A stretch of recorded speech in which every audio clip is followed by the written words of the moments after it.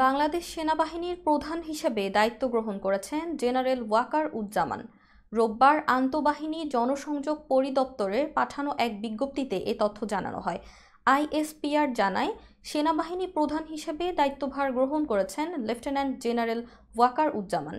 নতুন দায়িত্ব নেয় তিনি সদ্য বিদায়ী সাবেক সেনাপ্রধান জেনারেল এস শফিউদ্দিন আহমেদের স্থলাভিষিক্ত হলেন। আগামী ৩ বছরের জন্য তিনি সেনাপ্রধানের দায়িত্ব পালন করবেন।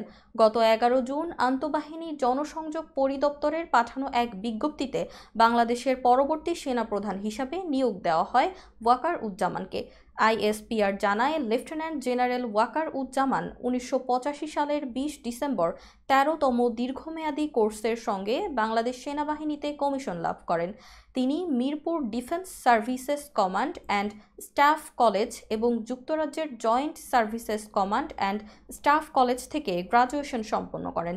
তিনি জাতীয় বিশ্ববিদ্যালয় থেকে মাস্টার্স অফ ডিফেন্স স্টাডিজ এবং যুক্তরাজ্যের King's College, University of London থেকে masters of arts in defence studies degree অর্জন করেন।